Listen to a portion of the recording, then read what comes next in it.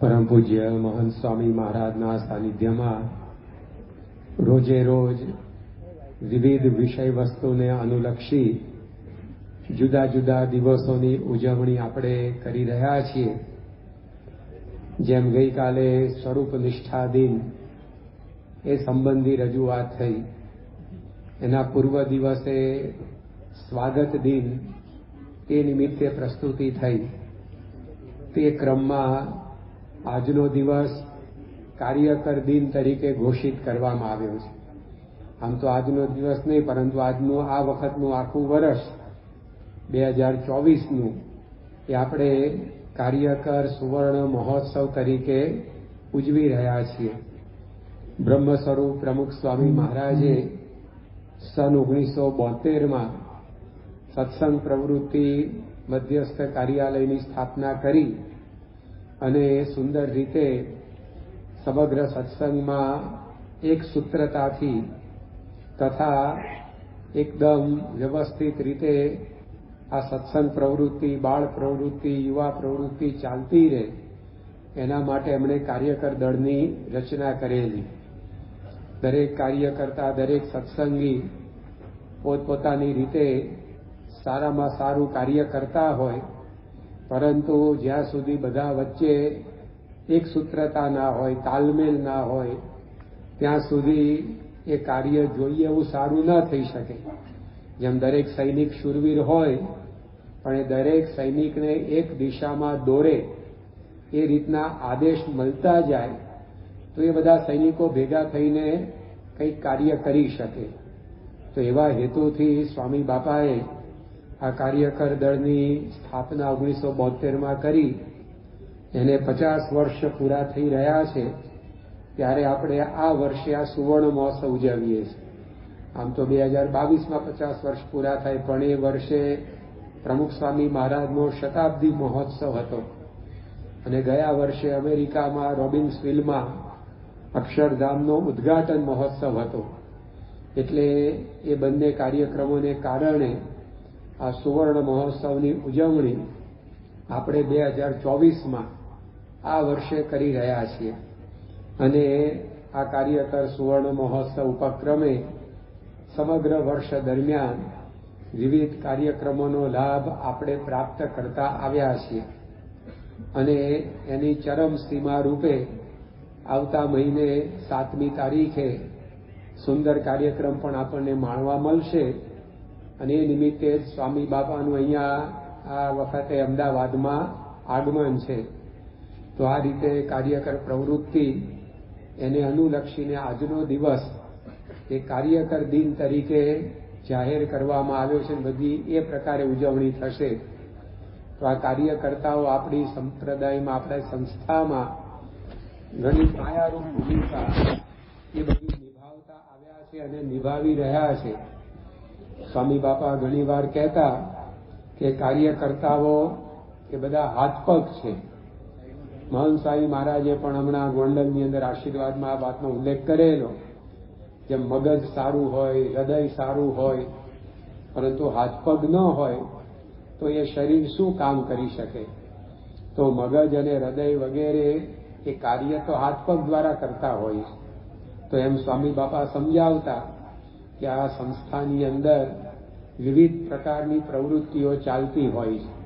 આપણા મંદિરો દ્વારા લગભગ 150થી વધારે સામાજિક, સાંસ્કૃતિક, ધાર્મિક, આધ્યાત્મિક બધી પ્રવૃત્તિઓ ચાલતી રહે છે. તે બધી પ્રવૃત્તિઓમાં ઘણો બધો ભોગ, ભીડો, સમર્પણ એ કાર્યકર્તાઓનું રહેલું છે. એટલા માટે સ્વામી બાપા કહેતા કે આપણા હાથ પગ છે. જેમ શરીર છે ટટ્ટાર કરોડરજ્જુના લીધે ઊભું રહી શકે છે, એવી જ રીતે આ સંસ્થાનો મેરુદંડ અને કરોડરજ્જુ કહી શકાય એવી ભૂમિકા એ કાર્યકર્તાઓની રહેલી છે. કારણ કે તેઓ બધા તન, મન, ધન અને સમય બધી રીતે ભીડો વેઠી અને આ સત્સંગનું કાર્ય કરતા હોય છે. કારણ કે સત્સંગની સેવા કરવાની એટલે એમાં એક તો સમય આપવો પડે. ભૃષિ શું કૃષિ ન વિદ્યતે, સોફા ઉપર બેસીને ખેતી ના થાય. એમ એવી રીતે સત્સંગ પ્રવૃત્તિ કરવાની હોય. તેના માટે દર અઠવાડિયે સભાનું કાર્યક્રમનું આયોજન કરવાનું હોય. ઘણીવાર તો કાર્યકર્તાઓને પોતાના ગામથી દૂર દૂરના ગામો સુધી સત્સંગ કરાવવા માટે જવાનું થાય. તેના માટે લગભગ એના 4-5 કલાક દિવસના પૂરા થઈ જાય. 50-60 કિલોમીટર દૂર બધા ગામ હોય, ત્યાં જવાનું, ત્યાંથી આવવાનું, ત્યાં સભા કરવાની, એટલે ઘણો બધો સમયનો આવો ભીડો એ કાર્યકર્તા ઉઠાવતા હોય છે. એની સાથે આ રીતે શરીરનો ભીડો, કારણ કે બધી ઋતુઓની અંદર આ સત્સંગની સેવા ચાલે. શિયાળાની ઠંડી હોય, ઉનાળાની ગરમી હોય, વરસાદમાં વરસાદ પડતો હોય, તો આ રીતે તમામ પ્રકારની ઋતુઓમાં આ બધું કાર્ય કરવાનું. શરીર સાજુ માજુ થયું તો પણ આ સેવા કાર્ય ચાલુ હોય. તો આવી પ્રકારે એ આ બધા કાર્યકર્તાઓનો સમયનો ભીડો, શરીરનો ભીડો. ત્યાર પછી આ રીતે તમે જુઓ તો ધનનો ભીડો, કારણ કે બધા કાર્યકર્તાઓ મહારાજની આજ્ઞા અનુસાર આ રીતે ધર્માદો વગેરે તો સેવા કરતા હોય, પણ સત્સંગ પ્રવૃત્તિ કરાવવા જાય ત્યારે પોતાના આ રીતે ગાંઠના પૈસા ખર્ચીને, એ બધા કંઈ અલાઉન્સ ના માગે કે ટ્રાવેલિંગ અલાઉન્સ આપો, અથવા તો આ રીતે અમે અમારા સ્કૂટર વગેરે લઈને જઈએ છીએ તો પેટ્રોલ ડીઝલ પણ પોતાના ખર્ચે. તો જો કેવો ધનનો ભીડો પણ એ બધા કાર્યકર્તાઓ ઉઠાવતા હોય. તમે તો બધા વગર ફોન કરે પણ સભામાં આવી જતા, પણ ઘણા એવા હોય કે ફોન કરીને બોલાવવા પડે. તે બધા ફોનના ખર્ચા પણ કંઈ માગે નહીં કાર્યકર્તા કે ભાઈ અમે આવા 25 ફોન કર્યા તો હવે એનું ભથ્થું આપો. પણ નિસ્વાર્થ ભાવથી આવો ધનનો ભીડો વેઠી અને આ બધી સેવાઓ કરતા હોય છે. અને તન મન ધન, મનનો ભીડો શું, તો ઘણીવાર સત્સંગની સેવા કરતા હોય, તેમ છતાંય કોઈ અણસમજથી કોઈ આ રીતે સંજોગ વશાત કંઈક બોલી જાય, અપમાન વગેરે થાય, તો એ પણ ખમી ખાઈને સેવા કરવાની. તો આવી પ્રકારનું આ બધા કાર્યકર્તાઓનું ખૂબ યોગદાન એ આ સંપ્રદાયની અંદર સંસ્થાની પ્રવૃત્તિમાં રહેલું છે. અને એટલા માટે પ્રમુખ સ્વામી મહારાજ, મહંત સ્વામી મહારાજ એ દરેકને એ પ્રકારે પ્રેરણા, પ્રોત્સાહન, પ્રેમ એ આપતા રહેલા છે. એમનો મહિમા એ રીતે સમજતા આવ્યા છે. લંડનની અંદર સ્વામી બાપા 1974-1977ના વર્ષોની અંદર પધારેલા. તે વખતે તો આ રીતે ત્યાં કોઈ આવા મોટા સંખ્યામાં કાર્યકર્તાઓ નહીં, પણ જે હરિભક્તો એ બધા જ કાર્યકર તરીકે સેવા કરતા. અને એ બધા કાર્યકર્તાઓ માટે આ રીતે સ્વામી બાપા પોતે કહેતા કે આ કાર્યકર્તાઓ આપણા હાથ પગ છે. તો એ રીતે કાર્યકર્તાઓની સરાહના એ સ્વામી પોતે કરે. તિથલ મંદિરમાં કાર્યકર સંમેલન 2003ના વર્ષની અંદર જ્યારે યોજાયું, ત્યારે ત્યાં આગળ જે કે બધો આદિવાસી વનવાસી વિસ્તાર, શહેરી વિસ્તાર બધાના ભેગા થઈને લગભગ 900 જેટલા પુરુષ મહિલા કાર્યકર્તાઓ એ સભાની અંદર બેઠાલા. અને સ્વામી બાપાએ વાત કરી કે આપ સૌ કાર્યકર્તાઓ આ રીતે અક્ષર પુરુષોત્તમની નિષ્ઠા રાખી અને આ સત્સંગ પ્રવૃત્તિનું બધું કાર્ય કરો છો, તો આ લોકના મોટા મોટા સાયન્ટિસ્ટ, વડાપ્રધાન, રાષ્ટ્રપતિ કરતા પણ તમારી પદવી ઊંચી છે. તો આવો મહિમા એ આ કાર્યકર્તાઓનો. ત્યારબાદ પ્રમુખ સ્વામી મહારાજે સભાની અંદર બોલેલા કે કોઈ મોટું રાજ્ય મૂકી દે એવી પ્રકારનું આ તમારું કાર્યકર્તાઓનું કાર્ય છે. તો આ રીતે રાજપાટ મૂકીને પહેલા બધા જંગલમાં ભગવાન ભજવા ચાલ્યા જતા. તો સ્વામી બાપાના મતે પણ એક એક કાર્યકર્તા એનું આવો ભીડો અને સમર્પણને ભોગ બધા હતા. ભરૂચની અંદર જ્યારે મંદિર ઉપર કળશ ચડાવવાના હતા અને કળશ પૂજન વિધિ ગણેશ ચતુર્થીના દિવસે યોજાયેલો, 25 જેટલા કળશ, એની સાથે ધજાદંડ, આ બધું ત્યાં આગળ મૂકવામાં આવેલું. બાપાએ સર્વેનું પૂજન કર્યું અને ત્યાર પછી પ્રાસંગિક આશીર્વાદ આપતા સ્વામીશ્રી બોલેલા. સૌ પ્રથમ તો કળશ પૂજનનો વિધિ હતો એટલે એની વાત કરી કે જ્યારે મંદિર ઉપર કળશ ચડે ત્યારે કાર્ય પૂર્ણ થયું કહેવાય. એમાં કળશ ચડાવવાના કાર્યમાં જેમણે જેમણે સેવા કરી છે બધાના જીવનમાં પણ કળશ ચડી જશે. અને ત્યાર પછી બાપાએ વાત કરી કે જેમ આ બધા મંદિરો આપણે બાંધીએ છીએ તેવી જ રીતે હરિભક્તો અને કાર્યકર્તા એ બધા જ ચૈતન્ય મંદિર છે. અને કાર્યકર તરીકે નિરીક્ષક હોય, સંચાલક હોય, નિર્દેશક હોય, સંયોજક હોય, પણ સ્વામી બાપા બોલ્યા કે બધા તીર્થ તુલ્ય છે. તો જેમ તીર્થની અંદર જઈને લોકો દર્શન કરે એમ સ્વામી બાપાને મન એક એક કાર્ય કરતા એ તીર્થરૂપ હતો. અને આવી પ્રકારનો મહિમા સમજીને સ્વામીશ્રીએ પોતે આ કાર્યકર પ્રવૃત્તિને ઉત્તેજન આપ્યું અને એના માટે પોતે ઘસાયા. એક એક કાર્યકર્તાને તૈયાર કરવા માટે એમણે એવો પરિશ્રમ કર્યો, એવો ભીડો ઉઠાવ્યો અને આખું આ કાર્ય આપણી સત્સંગ પ્રવૃત્તિને એમણે વિસ્તાર્યું. અને એમના પગલે પગલે વર્તમાન કાળે મહંત સ્વામી મહારાજ પણ એ પોતે આ કાર્યકર પ્રવૃત્તિને પ્રોત્સાહિત કરી રહ્યા છે. એ તો રોજ આપણને દર્શન થાય જ છે કે જ્યારે જ્યારે પણ કાર્યકર સુવર્ણ મહોત્સવનો જયનાથ બોલાય ત્યારે અવશ્ય કદાચ એના અનુસાર ભૂલી જાય, પરંતુ સ્વામીશ્રી પોતે બીજી વખત પણ પોતાનો ડાબો હાથ ઊંચો કરી અને આ કાર્યકર સુવર્ણ મહોત્સવની જય બોલાવે. તેમના અંતરમાં આવો એક મહિમા છે, ઉત્સાહ છે, ઉમંગ છે. હમણાં 13મી સપ્ટેમ્બરે સ્વામીશ્રી મુંબઈમાં બિરાજમાન હતા ત્યારે એમની તારીખ અનુસાર જન્મ જયંતિ આવી અને તારીખ અનુસાર જન્મ જયંતિએ દેશ પરદેશમાંથી ઘણા બધા શુભેચ્છા પત્રો, બર્થડે કાર્ડ એ સ્વામીશ્રી ઉપર આવેલા અને દરેકની અંદર જે તે ભક્તોએ પોતાની બધી ભાવનાઓ લખી હોય એમાં એક બર્થડે કાર્ડની અંદર લખવામાં આવેલું કે મેક એ બિગ વિશ, એટલે કે તમે કોઈક મોટી ઈચ્છા કરો, એટલે કોઈક મોટો મનોરથ કરો તો અમે પૂરો કરવા તૈયાર છીએ. આવી રીતે એ જે હરિભક્ત એણે ભક્તિભાવ દર્શાવેલો. તો એ જ્યારે કાર્ડ સ્વામીશ્રી સમક્ષ વંચાયું ત્યારે બધા સંતોએ સ્વામીશ્રીને પૂછ્યું કે આ હરિભક્તે અંદર લખ્યું છે કે મેક એ બિગ વિશ, એટલે કોઈક મોટી ઈચ્છા કરો, મનોરથ કરો, સંકલ્પ કરો. તો સ્વામીશ્રીને કહ્યું કે આપ સ્વામી કંઈક ઈચ્છા કરો તો અમે બધા પૂરી કરીએ. ત્યારે મહંત સ્વામી મહારાજ બોલ્યા કે આપણે તો બધા કાર્ય કરો તને મને ધને સુખી થાય, અંદરથી બહારથી એ બધા સુખી રહે એ ઈચ્છા છે.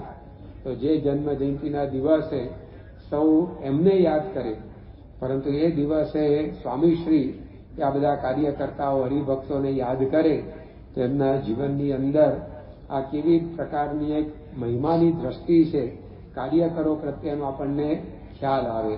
જ્યારે 14 ફેબ્રુઆરીએ આ વર્ષે અબુધાબીમાં BATS સ્વામિનારાયણ હિન્દુ મંદિર એનું ઉદ્ઘાટન મહંત સ્વામી મહારાજના વરદ હસ્તે થવાનું હતું અને ભારતના માનનીય વડાપ્રધાન શ્રી અને અબુધાબીના એટલે કે યુનાઇટેડ આરબ એમિરેટ્સના અગ્રણી નેતાઓ, મહાનુભાવો એ બધા એની અંદર ઉપસ્થિત રહેવાના હતા.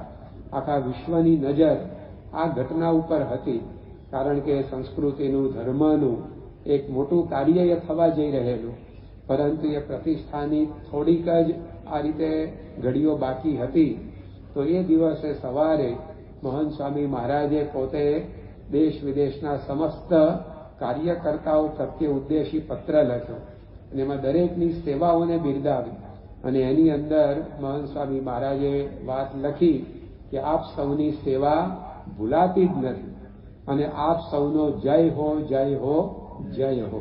તો આવી રીતે જ્યારે સમગ્ર વિશ્વની નજર એ એમની ઉપર મંડાયેલી હોય ત્યારે પણ એમના અંતરમાં આ રીતે આ દૂર દૂર બધા ખૂણા ખાંચરે નાના ગામડાઓ, શહેરોમાં સેવા કરતા એ કાર્યકર્તાઓ એ એમની નજરમાં હોય. આપણને ઘણી વાર એમ થાય કે આપણે બધા આ રીતે ખૂણે ખાંચરે સેવા કરતા હોઈએ અને સ્વામીશ્રી તો આપણને બોલાવતા પણ ના હોય, તો એમના સુધી આપણી સેવાઓ એ પહોંચતી હશે કે નહીં પહોંચતી હોય.